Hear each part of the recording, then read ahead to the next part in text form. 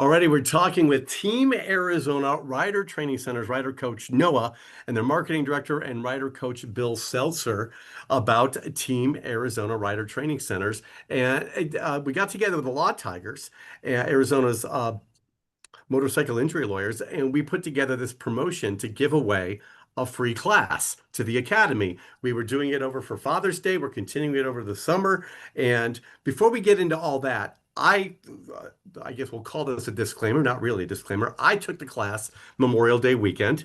And as usual, I was getting ready to go somewhere else on a cruise, and my wife had warned me not to get injured in these classes, or I'd be injured much worse.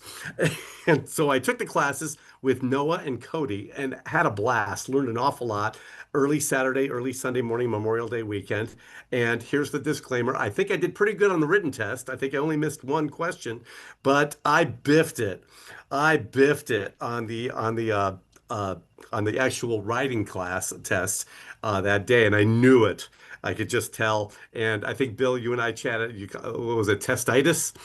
Um, and I think what had happened was I had watched somebody fall, and I went, "Oh boy, if I fall, my wife is gonna." And then I got in my own head, and Noah, you noticed it right away. You could see the wheels spinning.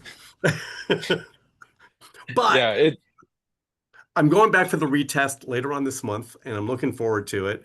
Um, it was a blast. I learned an awful lot. And before we get into more of the class and stuff like that, Bill, can you tell us a little bit about the history of Team Arizona, how it was put together, how long you've been around, and where can people find it? Absolutely. Thanks for that, Larry. The school started in 1989, and in 1991, it was acquired by two owners, a husband and wife team, Ron and Annette. And since 1989, they've dedicated their life to providing life saving public service in the form of rider training. They've dedicated their entire life to Team Arizona, and they've trained more than 175,000 riders during that time.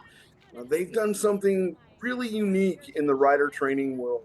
They've actually built facilities that are solely dedicated to rider training. There's one in Gilbert and there's one in Tucson, of course. And that really separates them in the world of motorcycle rider training from other organizations. As far as we know, it's the only company that has rider training facilities solely dedicated to rider training. There are other organizations that also use it maybe as a dealership or 18 wheeler training or car training or something like that. But all we focus on is motorcycle rider training. And our major concern is to make sure that people get a chance to fulfill their dream of riding a motorcycle in a safe, fun way. And is there a website people can go to find out more information about? Absolutely, really simple. It's motorcycletraining.com. And we're going to hit that a couple times before the end of this conversation, definitely, and absolutely, in the phone number and such. So, basically, you have multiple types of classes because when I was in the class, I noticed there were definitely some people there like me who had not gotten on a bike in decades, because I've always wanted to. I grew up in a motorcycle family. My dad and mom drove across the country on the same motorcycle. And that's how we ended up in Arizona. They fell in love with that out here. And my uncle owned a motorcycle repair shop, and a bunch of my friends are bikers. I just was always too busy to learn to get on there. I had a blast, even though no, I was a little bit nervous, a lot nervous, because I just didn't want to get injured before the vacation. But I learned a lot, and there was stuff about that I didn't even know that Noah and Cody taught us. Um, what is these classes are not just available for newbies like me, it's also available for people who've been riding for a while too, right? Absolutely. Our goal is to make sure that we serve the depth and breadth of the motorcycling community in Arizona. So, yes, we have courses for folks who want to dip their toe into motorcycle riding. We call that the intro course. We have the basic rider course, which is designed to help people get their motorcycle endorsement and to learn how to ride. But maybe most importantly, is we help people gain more confidence on their motorcycle with our follow-on skills courses. We have a confident rider course that's designed for someone who's finished the basic rider course, but now they want to come back on their own motorcycle and really bond with that motorcycle. We'll work on braking, cornering, swerving, hazard avoidance, the pillars to good motorcycling on your own motorcycle, and to help you get more confident on that particular bike. We can't encourage that enough. Beyond that, we have additional advanced riding techniques courses, and we have total control clinics that really take your riding to the next level. We take what the best in motorcycling do on their bikes in accordance with the laws of physics, and we get you to perform on a motorcycle in that way. So we do our best to meet all the needs of the motorcycling community. So just like if you're a car driver and you get a brand new car, like I always tell my friends, and you get in the car with me when I'm driving the new car, shut the hell up because I'm trying to figure out where everything is now. And then, 3 weeks later, I'm driving. I don't even remember how I got there because it becomes second nature. So you guys are trying, like the class I took, I was on your bikes. So I go out and Absolutely. purchase a motorcycle. It'll help you get more comfortable on that bike. Exactly right. Exactly right. See, initially, we want participants to be comfortable. And so we have training bikes that are smaller in displacement, smaller in physical size and weight. And that gives a new rider some initial confidence to be able to control a bike. But oftentimes, we find that riders who complete the course or riders who've never attended rider training, when they go to a bigger bike or a bike that's new to them, they're not really confident on that bike. And so our follow-on courses like the Confident Rider course, it's really designed to help you bond with your bike so that you're in control and the bike is not. So tell us a little bit about the course, and I'm going to ask Noah this. When you see a bunch of new people, like on a Saturday morning, walk in, right? And some of them may be my age, some of them may be younger. There was a father and son duo in there the Mhm. weekend that I went. Um, how obviously some of the people in the class had been riding a while. Probably some of them had been riding without their designation from the state of Arizona on the license. Um, how do you teach so many different people at so many different skill levels? Or do you just kind of have to look at them at all the same level? You probably noticed during the class that I was reading those cards, right? I had that little booklet. It lived in my right hand, and in fact, it lived on my hip, right? I always kept those cards on me. MSF, the Motorcycle Safety Foundation, has been developing this curriculum for, Bill, correct me if I'm wrong, like 50 years. And that's been 50 years of the best motorcyclists in the world condensing down how to ride a two-wheeled vehicle competently, safely, and effectively into effectively 14 exercises.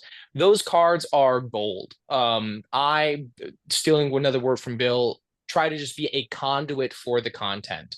MSF gives me the tools. I just effectuate them to you all. So when I have someone who has never thrown their leg over a motorcycle and vaguely knows how to ride a bicycle, those cards are appropriate. Somehow the geniuses at MSF have also made those cards effective and useful for people who've been riding for 50 years. I had a student who was 85 years old, he'd been riding for 60 years, took my class, and reading those cards to him, he walked away and said, I didn't think I was going to learn anything. I learned so much. I'm standing on the shoulders of giants. That's how we do it, is this amazing content provided by MSF. Can I say So something though, you Larry? guys, oh, sure. Noah, to Noah's credit, he brings a ton of passion. He brings a love for motorcycling that's unparalleled. So it's not just the curriculum. He cares, he's dedicated, and he does a phenomenal job of meeting people where they're at. And like you said, you mentioned that you had some anxiety. We have people who are super anxious about coming. He has a demeanor that really puts people at ease, and all of our coaches do. We're patient, we're Yes. friendly, and we try our best to really help people and meet them where they're at. And besides the, what I found interesting too is besides the on-bike training that you guys had, you had the classroom experience as well. And on top of that, there was a virtual class I took prior, and then a book that you guys sent that is pretty in-depth as well. So it's not just showing up, throwing your leg over a bike, taking lessons from Noah and Cody and whoever else. There is a written course that kind of preps you for all that as well. Yeah, Yeah, I think that the classroom is so valuable. You learn, as a car driver, you have these biases, these things you're watching out for. When you go to a motorcycle, there's different things. There's different problems, and because you're on a motorcycle, there's different solutions. I think that classroom piece is just like I said, it's absolutely invaluable. It's so useful. and we hear frequently, oh, I'll just learn from my uncle or I'll just learn from a friend, but you don't get the holistic approach that our course offers, from the virtual training to the in-person classroom session to the riding time on our training bikes. It is really designed to maximize success for a rider.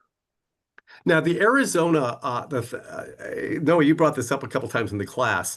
The designation on the Arizona driver's license for motorcycle is what again? It's the letter L because you can't spell motorcycle without the letter L. Yeah, I guess at the end, right? Yeah. So, It's confusing.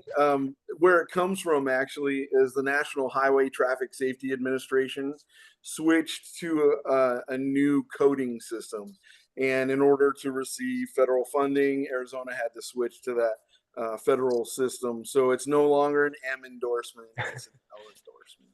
Yep. so explain to this too. So once somebody takes the class and passes, unlike me the first time, okay. So once they take, I'm going to pass the second time. I Oh promise you yeah. that. Oh yeah. But after they pass the class, and all they got to do is take the paper and the designation to the MVD to get their license, or do they have to Mhm. take another test once they get there? Just walk in, hand the person that yellow MSF completion card. They borrow it. Yeah, when I did it, I paid $7. It may have changed since then. And that's it. You've got a full-blown motorcycle license endorsement on the back of your ID. You'll get a paper license for a couple days, and you get your real one in the mail. And even though the company is called Team Arizona Motorcycle Riding Academy, this designation, this class is good nationwide. Bill knows this better. There's some reciprocity with other states. I don't know them off the top of my head, but Bill, do you know which ones it's all correct for? Yeah, and we like to say you need to check with your local motor vehicles Ah. department because uh, Noah referred to it as reciprocity. And what it is you're actually getting a Motorcycle Safety Foundation certificate issued in the state of Arizona. So California currently uses a different rider training program. Oh, okay. So we don't have reciprocity with California, for example, but we have reciprocity with a bunch of other states. So we just recommend, Oh, cool. if you don't get your endorsement added to your Arizona driver's license and you go to another state, but and you didn't get that endorsement added prior to going to that other state, you're going to want to check with the state you're going to see if they'll accept it. Otherwise, you will have paid for the course, had the great learning experience, but may not get the endorsement added to the other Well, state. every state operates a little bit different as well. Yeah. So, Yep. as far as what is the, what are some of the things people have told you? Like you told me about the 85-year-old guy that had been riding for 60 years and he learned some stuff. Are there any other stories like that where people have been riding a while and took the class or took one of the classes that you guys have and had a great experience? Every class. I can't really. This weekend was a rare one. I actually had I just taught a class this weekend where no person there had riding experience. It was one of the few and far between. Super fun class. I love working with carte blanche. It's always a really fun experience. If I have someone with riding experience, I said in your class, learning is a two-way street, and I love meeting people in the middle of that street. And when someone comes in with an open mindset, and they want to learn something, there's so much good content in the class. I think that everyone is capable of learning something, and I think that providing the environment where someone wants to learn, that's part of what I love about teaching, right? You can take anyone and make them want to learn, You can also take anyone and make them not want to learn. That's part of why I love working for Team Arizona. We are able to foster that fun, serious fun, as MSF calls it, learning environment, a positive, fun, low pressure learning environment, right? Uh, that's the only way that people can learn. When I give that to people, everyone wants to learn something. One of the ones I hear the most is probably braking. That's what people, if I were to name like one thing, what's one thing people who've been riding for a while want to learn more about? Braking. It comes up every single time. And that's one of the things we walk away from telling me, at least anecdotally, like, I didn't think I was going to learn anything. I can stop more. I can stop better now. That's the one that I hear the most. Do you find that there's a lot of people who take the class, and I'm talking about the more experienced riders, had actually been maybe a few of them driving illegally and all of a sudden going, I better go take a class to get my designation. And they probably maybe show up begrudgingly, but then walk away going, whoa. My first class, I had a fella. It was when I first, as part of becoming a rider coach, right? There was kind of almost a practical. But my first class, I had a fella. His name was Jim. He was 83 years old. He'd been riding for, if I remember correctly, 55 years. He started when he was like in his teen years. And we're going around doing the introductions, and we got to him and said, "Hey, what's your name? Where are you from? And why are you taking the course?" He said, "My name's Jim. I'm here because of a court order." He had been riding dirty for half a century, got caught and sent our way. And when he left, on his little, post-course questionnaire, he left a glowing review that he was there entirely begrudgingly. And he walked away saying, "Wow, I learned something. I learned things I never thought I was going to learn. I had a good experience. I'm grateful that I was forced to come here. I wish I just come here earlier and just done this." He was just so happy, and it was really a fun foundational piece of my learning experience about becoming a coach was, people might come in and you'll have that, they might have a bias towards motorcycling, right? It's a very wide culture. A lot of different types of personalities are attracted to this. If you give them the right environment, I haven't found a personality that is, not happy to learn something, right? We all want to be better at things. And yeah, that's one of the fun things about this. Well, especially I would think you'd want to learn how to be a better motorcycle rider because I would think with motorcycle riding, it's besides the fact that you're on the open road, the wind, well, I don't have hair, Yeah. but the wind and all that. But, and if you're wearing a helmet, it doesn't matter anyway. But I mean, you got this freedom on a motorcycle. Mhm. Um, I would think though, because we all know that other drivers in Arizona that aren't on motorcycles don't necessarily pay attention to the motorcycles. So it's much more of a defensive type of driving than somebody getting behind the wheel and you see them, they're texting, they're doing, and so as a motorcyclist, you have to be fully aware of what's around you. And I learned an awful lot about things to look for, what lane, what part of the lane to be in, all these things that I never thought about before I went to the class. And now Yeah, I'm watching yeah. motorcyclists on the road when I drive, going, "Oh, look what they're doing," or "Look what they're not doing." Yeah, how many, following distance is one of the ones. It's like nails on a chalkboard, but for my eyes. That's the one that always gets me is following distance, cars and motorcycles. And that's part of why I think education is so important. You don't know what you don't know, and the first step to learning is admitting you don't know what you don't know. That's a difficult thing to do. Um, so yeah, that's why part why it's so invaluable. But yeah. Well, And and you another had showed me reason too, why because oh, trying to learn from YouTube or trying to learn from a friend, you don't get the strategies and the no, tactics for being safe on the roadway. And not only is it about being defensive, but in some cases, it's about being offensive and getting oh, yourself positioned properly to avoid and to make predictions to avoid any type of hazard as well. yeah, like one of the things that I really enjoyed about the class was Noah would show a picture, and it would be a picture of an environment somewhere, and then ask the class, "What do you see?" And you'd have to look and after taking the class, you're like, "Oh yeah, this is you don't know what's coming up around the corner here, or you don't, there's all these different things that as a motorcyclist, I think as a driver you would need to think about, but I think so many people in cars and trucks are so used to having the steel around them that on a motorcycle, you got to think about, you got to drive, you're right, offensively as well as defensively, because Mhm. keep yourself out of a bad situation. Yeah, a really good phrase I heard. This was about a month ago, and I've been just shouting it from the rooftops. Expert riders use expert perception and expert judgment, so they don't have to use their expert skills. Having that rider radar, perceiving hazards ahead of time, coming up with the solutions, making it an automatic thing, that makes a professional rider. I can absolutely, when you look at someone who can ride a motorcycle, right, technically well, competently, use the brakes, use the clutch, use the throttle, it doesn't mean anything if they don't perceive the hazard to which they have to react to. That's the real value of that Yeah. classroom. I had a friend just yesterday ask me, one of my best friends from middle school, he asked me, no, can you teach me how to ride a motorcycle? I finally want to do it. I said, sure. Uh, Here's the website. Go sign up. He's like, but you are a rider coach. You can't just tell me how to do it. I'm like, no.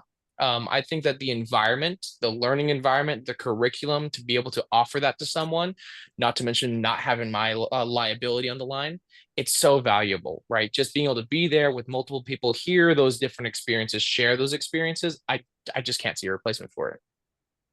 Well, yeah, and when you're in a class, you're also meeting other people who have a similar goal. Exactly. It's You know, fun. It's social, and you Yeah. could. Oh, I sorry, had you a can. blast. It was an absolute blast. It was. I learned so much, and there was some stuff obviously that I was a little bit nervous about. But I afterwards I went and I kind of went and looked at the book and the video class again because Mhm. then I had more of a. Does that make sense? You had Uh, context. yeah, the context to it, because when you're taking it and you don't know what this or that does, because I hadn't been on a bike in so many years, that I go, oh, now I know what they mean by that, and you learn more. So, uh, thank you guys both so much. We won't go into pricing and stuff like that because I'll tell you one thing. I was looking at the pricing; it's very affordable. But if you want to find out more about it, where can they go again? Motorcycletraining.com. Motorcycletraining.com. And if they want to call and maybe talk to a person, is there a phone number they can reach? Absolutely. It's 480-998-9888. Repeat that one more time. Yeah, it's 480-998-9888. And they have a location up in the Phoenix area and one right off of, what was that? I-10, was it Grant? 22nd. 22nd and Oh, I-10. I-10 and 22nd Street. I was just trying Yep. to remember. It was a straight shot down the freeway. Close. I-10 and 22nd Street, and it's a lot of property. They got a nice track, nice class, and lots of training bikes as well. Mhm. Absolutely. We've got And again, a professional mechanic who takes care of all of our training bikes. and you guys make sure you got water there. You got making sure, like Noah, you were making sure everybody was comfortable. And I'll tell you one thing I noticed. There was and nothing that this person did malicious. There was a thing where you were having everybody do some training for a while, but you were very clear. If you F around, you didn't say those words, but that I'm going to stop it because I have to worry about safety. And somebody did get out and did the wrong thing, which was going to be dangerous. And you were like, stop. Because and I appreciated it because I was the next person that person could have hit. So it's like, oh boy. Right. Sometimes, right, when you have 12 brand new motorcyclists on, motorcycles, you from especially from like a student perspective, right? Making sure that you all feel safe. For Bill's Yep. context, he's sitting there like, "Oh, what's happening?" Right? There's a lot of runoff, right? Those geniuses at MSF, they give us a lot of runoff for those exercises, which might have some more complicated maneuvers or some more Yeah. traffic, right? Where if someone's looking for the path of travel, there's still a nice runoff area for them to go to, somewhere to keep them safe, right? Minimizing things like like you said, like you're always anxious about injuring yourself learning how to ride a motorcycle, right? Having this area, the tools, the knowledge, and this course setup will prevent anything bad from happening, any sort of like major Oh yeah. injury, right? Things like that. And look, right, if someone does goes the wrong direction in the real world, right, you're going the wrong way on Grant, that could be a problem. In this Yep. course, right, it's designed where even if there's a learning experience, nothing bad happens, right? We're giving you that Oh yeah. Yeah. safe opportunity to learn, and hey, make some mistakes here and there as you make that journey to figuring out how to ride a motorcycle competently. I was amazed because I thought you had eyes in the back of your head because you saw that person and you immediately went, stop. And they just took a wrong turn, which is normal. So you do have eyes back there, huh? Yeah, Okay. it's the So, hearing. I've gotten good at hearing where motorcycles are, how fast they're going, what gear they're in. oh If yeah, I were to close my eyes, I probably still would have known where he was and what was going on. that's amazing, because you get so used to it. So one last thing before we wrap things up, I'm going to Mhm. ask Bill first. Bill, what got you involved with Team Arizona? Ooh, that's a great question. When I moved down from Portland, Oregon, I thought I knew all there was to motorcycling, and eventually got pulled over without an endorsement, without insurance, and I had a law enforcement officer give me an opportunity that if I could get my endorsement by taking a class within 30 days, that he would remove the tickets. So I took advantage of that and I fell in love because I grew up on a farm riding dirt bikes and all that stuff, and I thought I knew how to ride. But that class exposed me to riding in a way that I'd never been exposed to, and I fell in love. And I just started gobbling up different rider trainings, and then hit the racetrack, started doing flat track, amateur racing. I mean, it just led to a whole new world for me, and I'm truly thankful to be a part of Team Arizona for the last 23 years. It's just been a Wow. tremendous experience.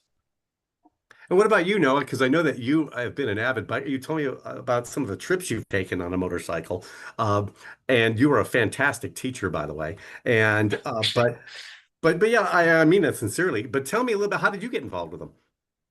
Well, I gave you half the story in the class about why I became a rider coach, right? It's because I love teaching. It's been one of my, greatest passions in life is to teach and to educate and to spread the knowledge on things I love. But teaching is in some ways almost like a dying passion, right? Trying to find somewhere you can effectively teach and do it for more than $5 an hour, depending on the content, something I'm passionate about. It's very challenging. Team Arizona offered me the ability to teach to people again for more than $5 an hour is the joke I like to make, right? About something I'm passionate about. What I didn't tell you is how I decided to join Team Arizona. I took the basic rider course a few years ago and I had the same feeling. I loved it. I thought it was cool. I saw what my coach was doing. I was like, dang, I'd like to do that someday. I applied to become a rider coach as a bet with one of my friends. She took the basic rider course and she said she had a great time at Team Arizona. And I said, man, wouldn't it be funny if I did that? She's like, I think you'd be a terrible coach, Noah. And I was like, I think I'd be a great coach. And I sent an email saying, hey, I would love to learn how to do this. And the general manager at Team Arizona, the rider coach trainer, took a chance and said, hey, this kid, he's got good energy. He's got a lot of passion. Let me take that rider coach prep, prove to them that I could effectively communicate, do things safely, do things effectively, ride competently. And they let me become a rider coach. And ever since then, I've been doing it. I realized, right, what started out as kind of like, hey, I wonder if I can do it, has become like my greatest passion in life, right? I just kind of did it on a whim. I was like, let's see if I can do this. And I'm like, wow, this is incredible. This is everything I would have wanted to do in life. And one thing I did notice when we were taking the class, there was another class going on, and I asked you if that was a more advanced class. You go, no, that's a rider trainer class. Yeah, we just finished a rider coach prep, training a bunch of new rider coaches to well continue giving this knowledge to the next generation of riders. And then, do you guys find, I know I keep asking questions that just keep popping in my head, but with the advances in technology, the advances in Mhm. motorcycles, you guys have to be pretty up to date on the motorcycle changes as well, because motorcycle tech changes just as quickly as car tech, and I would think that that would make bikes handled differently too. Yeah, Or in many ways it does, right? The MSF content has changed over the years. Now, obviously, I was not teaching in the 80s or 90s when motorcycles were mechanically different and distinct from today's motorcycles, and especially braking technology. It's one of the things that I understand best. And that's a still elementary level understanding. But the rider aids like ABS, then we got lean sensitive ABS, traction control, lean sensitive traction control, different degrees of it. These aren't things we cover in the basic rider course, but having an understanding for if someone asks me, I can have something resembling a response. Yeah, there's a lot of changing things to keep up with. I still like, I may be young, but I like the old fashioned approach, right? No ABS, no traction control, a cable to a throttle body. I think that gives you the best way to learn on a motorcycle, just a pure, your inputs make the bike do something. So I like the simple approach that that I like to take towards motorcycling. That's how my bike still runs. No ABS, no traction control, just a throttle to just a cable to a throttle body, and my brake squeeze a piston.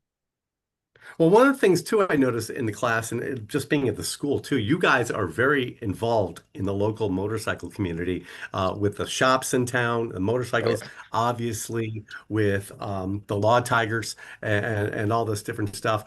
Do you find that being in connection with the community too and going out to these events and going out to these Harley shops and other motorcycle shops, you're finding out what's coming around the corner too, the things that you may have to teach future students? Yeah, I have a lot of conversations with folks all across the motorcycling community. When I have a chance to go out to like these motorcycle meets, motorcycle events, I love like I forget if it's Saturday nights, Sunday nights at Gear Shifters. It's a coffee shop in Tucson, one of my favorite motorcycle spots to hang out at. Just kind of get an idea of what the zeitgeist of motorcycling is right now and understanding the perception of motorcyclists. That way, when someone comes in and tells me what they want to achieve on motorcycling, I'm not surprised. I'm like, oh yeah, I've met people who do and want to do the same thing as you. I think there's a lot of So the value in being teachers here, engaged. So the with that, teachers here are always learning.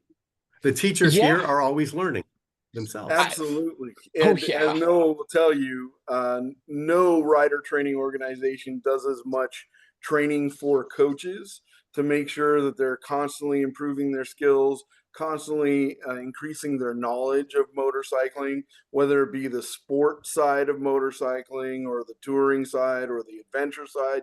We create rider coach development sessions to really push forward the skills and abilities of our coaches. And we also encourage them on a multi time per year basis to go out and put themselves in an educational position as a student so that they're constantly reminded of what it's like to be a student and to can have that empathy for folks who are coming in a little nervous, a little anxious, not sure what to expect.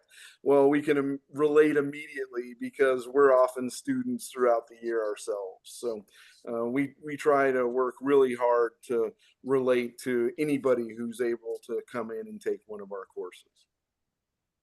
That's 100% my experience. Noah and Cody, you guys were fantastic.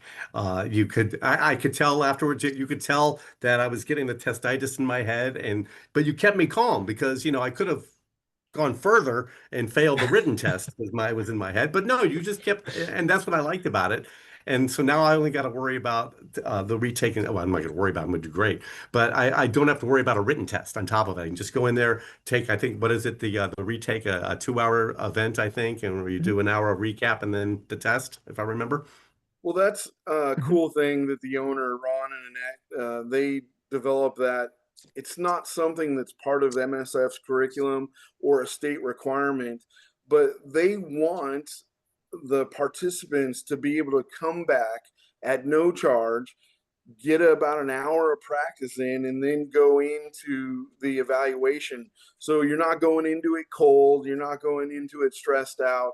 We're going to practice a little bit, get you back into the groove, and then give you another shot at it for no charge. And that's That's awesome. really because that's kind of demonstrates how customer centric both of the owners are about this business. They really want to give each participant an opportunity for success.